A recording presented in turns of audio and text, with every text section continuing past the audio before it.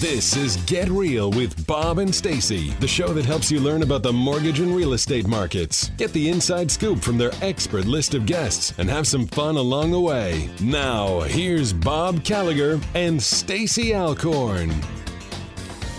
Welcome back. You're listening to Get Real with Bob and Stacy, and you're joining us for our Leaders and Legends segment.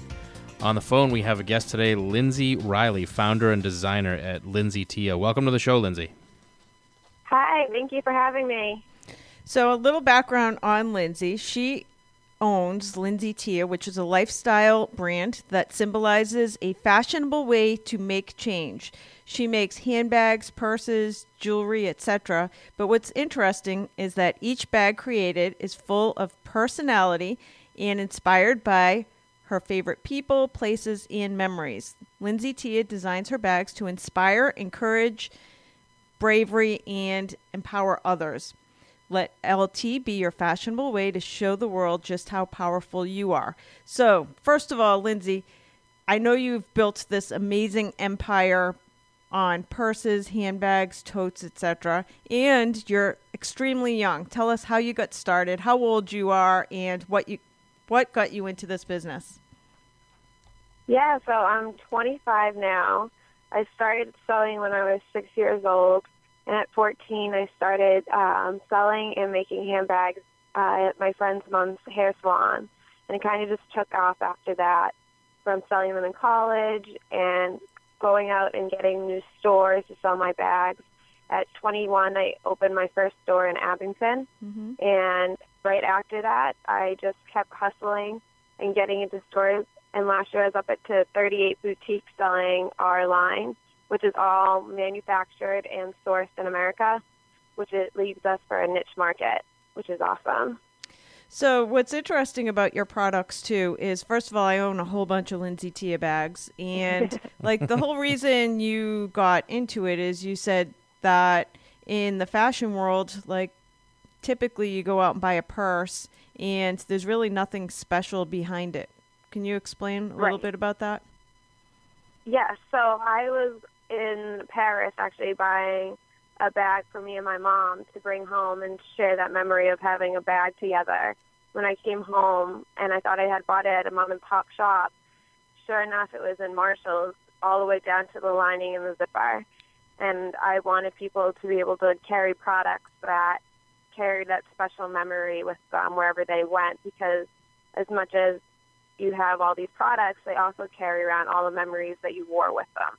So I wanted to recreate that, making Lindsay Tia products limited edition so that all your memories were limited edition. And I know you do a lot of speaking for large organizations. I've seen you speak at the Mass Women's Conference. I know that you're now speaking at an event for Girl Scouts just to empower and inspire women. Last year at Mass Women's Conference, you kind of launched your Bravery campaign. Talk about what the Bravery campaign is, your Bravery bag line, etc. Yeah, so last year I got the opportunity to partner with the USO, and I wanted people to give back as well as be aware of what these organizations were. And everyone who carried the Bravery bag, $10 went to support an organization, as well as it was a way to bring people together and show the bravery within all of us. So for every bag sold, not only did we give back, but we also took down all the brave stories of all the people that we met and carried our product. And sure enough, when people were going out, they would see another Bravery bag or Bravery product and go up and say, what's your brave story? How can I help you? So unlike other brands that separate women from your Vera Bradleys to your Louis Vuittons, we've created a brand that actually brings women together on the same fact of fashion. That's awesome. And talk about some of the new lines that you're launching, because I know you're doing some stuff for men, some jewelry, etc. Tell us what you're working on right now.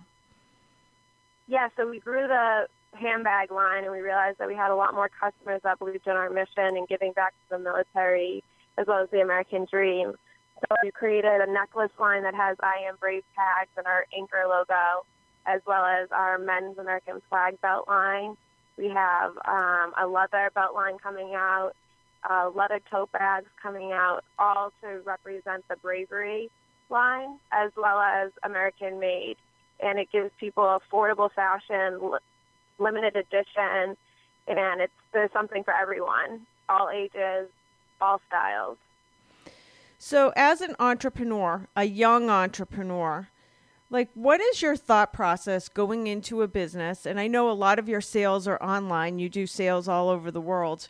What was your thought process getting into a business that seems like there's just massive competition? Like you talked about the Louis Vuittons, the Vera Bradleys. Like, what is the thought process of going in? I think there's so many entrepreneurs that want to get into a business, and the first thing that stops them is the amount of competition. And here you had massive competition and said, I think I can go up against them. What's your thought process on that? Yeah, so I think there's a lot of competition, but I think there's enough room for everyone. I think that what I bring to the table is I bring back tradition to fashion, so that, you know, everyone can make a product, and all these companies, the Vera Bradleys, Louis Vuittons, they now make absolutely everything. Mm-hmm. Anyone can have anything. So what I wanted to do was go back to the grassroots and just make what I'm good at and give it purpose and give it meaning and give it the romance that we lost in fashion. When we used to watch the black and white movies and going to buy a purse with your grandma and your mother was the best experience that you look forward to for 2 years. And you have that memory forever and ever. So when you buy a clutch from us, for example, you get it in a box with a little black book so that every time you carry that bag around, you get to write all those amazing memories. Like my grandmother had when she wore her rings and she passed them down to me. She had all these incredible stories, and no company can make all these products and make a million things, but they cannot give you those unique moments that you can. That's a great idea. Packaging it with something to write all those memories down in. Yeah, it gives people that one-of-a-kind quality. It lets people feel like they're the designer, they're unique, they get to tell their story. It is cool. Like every piece has a story. Yeah. So, and it's kind of like you're involving the purchaser of the bag in making the bag because the story goes as part of it. So, as an entrepreneur, just building your business, first of all, are there any of the bravery stories? Because I know that people come to you now all the time with these unbelievable stories of bravery in their own lives. Is there any one story that just sticks out to you? Yeah, I mean, I get all sorts of stories, from domestic violence to drug abuse to just overcoming college. Mm-hmm. And what I always encourage is that these stories are anonymous, but it lets other people know that they're not alone for whatever they're going through, big or small. I think one of the best stories that I heard was right after our first big Bravery Bash event. The woman felt like she wasn't appreciated for, and she had gone through domestic violence in her first marriage. And she said, after hearing you speak, it was the first time I felt appreciated and that people cared about being a military wife, and that I can now take the empowerment that you gave us and the inspiration you gave us to go out there and make a difference to all the other women out there that's gone through domestic violence or hasn't felt appreciated before. And then I had a college student tell me that, you know, her parents wanted her to go to the college of their choice, but she was brave enough to stand up and go to the college of her choice, and she's paying for every penny of it, and she couldn't be happier. And those are the stories that we need to hear, not all the bad stuff in the news. We need to hear about overcoming these everyday obstacles and battles that we're fighting and how we can help each other get through them, whether it's just a hug or a listening ear. I love that attitude. And when we got started today, Lindsay, you mentioned that you started when you were 6. What were you selling when you were 6? I started sewing when I was 6, so I started selling handbags at 14. Oh, wow. Yeah, so she's got into the business because of a love for sewing. Wow. So it's just a pretty unique story. So as an entrepreneur, there's got to be days that are just super challenging. And I know we had talked, I don't know, a few months ago, and there was a challenge in your business where people actually take your designs, because you actually sit and design each handbag, and somebody had taken a design of hers and reproduced it. And so somebody out there is buying a bag probably thinking it's a Lindsay Tia, and it's not a Lindsay Tia. Like, how do you get past obstacles like that or frustrations in your day-to-day business? Yeah, so every day is crazy, and it's not work or anything. It's a lifestyle that entrepreneurs, I feel like, live. So every day when I'm working so hard and giving back and trying so hard to be the American-made manufacturer, and to see someone take your design is pretty hard, but it's also the biggest form of a compliment because you're doing something right. So unfortunately these days, there's no protection on handbags unless it's your logo and design. So you have to, put it out there and say, this is our brand. You either buy the American-made original or you buy the other one. And you know what? They're doing it for a reason because you're doing it something right. That's a great attitude to have about it. And why is American-made so important to you? Because I would imagine that because it's American-made, we've interviewed other people that are American-made products. We did just last weekend. We interviewed the founders of Bottle Breacher, who are an American-made product founded on Shark Tank, and that makes your product more expensive. So right off the bat, if you wanted to cut your costs probably by half or more, you could go overseas for manufacturing. But you say, no, I'm going to stick with American-made. Why is it so important to you? It's so important to me, especially since we give back to the military with that Bravery brand. I mean, I look at it as I wouldn't be able to live this life and follow my dream if it wasn't for those who didn't fight for our freedom. And that's my way of paying it forward for all the people that helped me out. And I think it's so important that we start bringing it here, making it unique.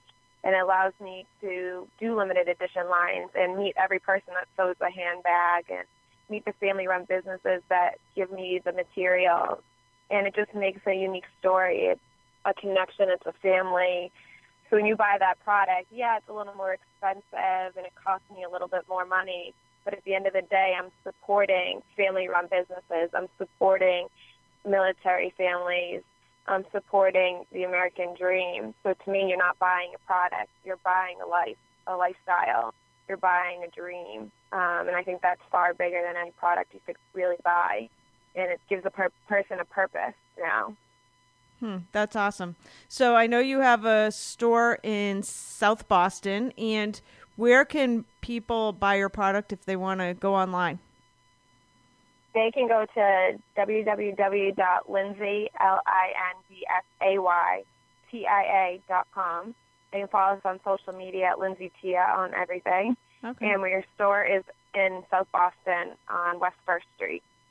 That's amazing. So what's really interesting, we have just probably 4 more minutes. What's really interesting about your story is that you've been an entrepreneur since you were a kid. Like, have there ever been days where you say, you know what, a desk job sounds really good right now? Absolutely. I think I look at all the possibilities every day since I've never really worked for someone ever. I decided, why start now when I graduated? And some days the grass is always greener on the other side, but there's no job as rewarding as doing it on your own. And as far as your products go, so every piece you do, every clutch or tote or handbag, you do extremely limited production. So you don't want to have mass production of your pieces. How do you, number one, decide like what the trend is? So, for example, let's say you're working on your fall products right now. How do you know what is going to be the trend for the fall market? And how do you decide how many pieces you're going to release? So I actually go over to New York and one of my sources in Florida, and I see all the selection of leathers and materials that I could choose from. From that, I don't choose off what's trending out there. I like to be unique and different and give people a different approach to the season. What we do is we have 4 seasons a year. Each are broken up into 3 months. So we'll come out with, 12 different clutch colors, and we'll break it down to 1 to 12 times is each of those produced based off the amount of leather we can get. So when I tell people, there's only one left, I really mean there's only one left because I can never get that leather again. Especially from the sources that I get it. They buy it in very short runs, but it's quality and it's different pieces. For example, like fall, we're going to focus on textures and darker tones. but textures are number one. So you'll see a little fur this fall. You'll see wools. And we're coming out with a few new style clutches and totes to give the people a little more of a option. Amazing. I always need another Lindsay Tia bag. You're thinking about going there right now, aren't you? I know. I already have about 12. She's going to be able to build a rainbow with all the colors. So, last piece of advice. Do you have any advice that you could give to somebody? Let's say somebody's listening to your story and they're sitting behind a desk and they have a huge dream that they want to go after and you want to help them be brave. What is your advice to them? I would say definitely go for it. You never know unless you try. And at the end of the day, I looked at it as, I wasn't really sure what I was doing, but it was the best way for me to build my resume at my age and exactly what I wanted to do. I think everyone, if they have the passion, no matter what obstacle comes their way, they're going to overcome it because you have to. That's all you're going to do. And if you have the right execution, you have the network, and you believe in it, and you love it, and you live it, you're going to make it work, and it's going to work because it's based off of luck, and it's based off of hard work. So you got to have them both. Yeah, absolutely. It's kind of going all in. It's possible. Mm-hmm. You never want to know what if. I think that's the biggest thing. Awesome. Well, you're super inspiring. And anybody listening to today's program, you can go to Lindsay Tia. It's LINDSAY. Tia, TIA.com, and you can check out her collections and buy some handbags or jewelry or belts or wallets, all kinds of stuff on there. So thank you for joining us today, Lindsay. Thanks, Lindsay. Thank you for having me. We're going to take a quick commercial break. We'll be back with more Get Real after this.